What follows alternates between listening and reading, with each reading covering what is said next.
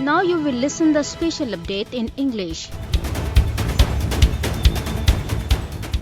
The ministers of foreign affairs of the OIC contact group have called upon the international community to hold India accountable for the heinous crimes being committed by the Indian occupation forces in the Indian illegally occupied Jammu and Kashmir. In their joint communique after the meeting on the sidelines of the 76th session of the United Nations General Assembly in New York on Thursday, they reaffirmed their support for the legitimate struggle of the Kashmiri people for realization of their inalienable right to self-determination. Prime Minister Imran Khan will raise the Kashmir dispute in his virtual address to the session of United Nations General Assembly going on at the headquarters of the United Nations in New York. Besides outlining Pakistan's perspective on key regional and global issues, including importance of stabilizing Afghanistan, the need to combat Islamophobia and counter disinformation being propagated by India, he will draw world's attention to the human rights violations by India in her illegally occupied Jammu and Kashmir. Foreign Minister Shah Mahmood Qureshi, along with Chairman of the Special Parliamentary Committee on Kashmir, Shahryar Afridi, is already in New York and busy in taking part in several events being held during the Assembly's high-level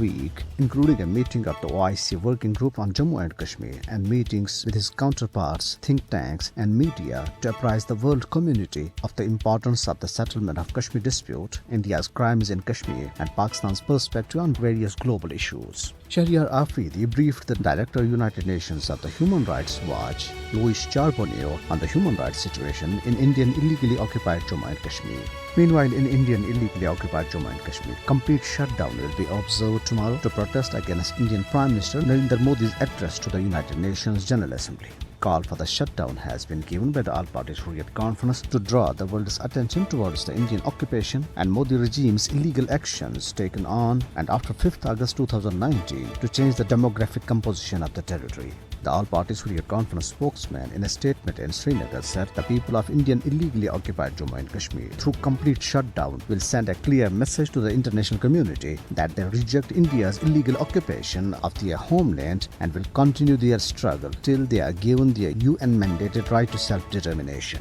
Hurriyat leaders and organizations including Javed Ahmed Mir, Jammu and Kashmir Employees Movement and Jammu and Kashmir National Front in their statements welcomed the remarks of the Turkish President Recep Tayyip Erdogan regarding Kashmir dispute at the UN General Assembly. Members of British Parliament including Stephen Kinnock, Debbie Abrahams, Naz Shah and Afzal Khan taking part in a debate on a motion on human rights in Kashmir in the House of Commons expressed serious concern over the grim human rights situation in Indian illegally occupied Jammu and Kashmir. They urged the British government to play its role in resolving the decades-old Kashmir dispute. Tehreek-e-Kashmir Switzerland organized a protest demonstration outside the headquarters of the United Nations Human Rights Council in Geneva against the human rights abuses by India in Indian illegally occupied Jammu and Kashmir. The protesters were holding banners and postcards carrying the pictures of veteran Hurriyat leader Sayyid Ali Gilani with slogans denouncing his forced burial by the Indian authorities. Meanwhile, speakers at a condolence reference held at the office of All Parties Hurriyat Conference AJK chapter in Islamabad today paid glowing tribute to veteran journalist, intellectual and executive director of Kashmir Media Service, Sheikh Tajamul Islam.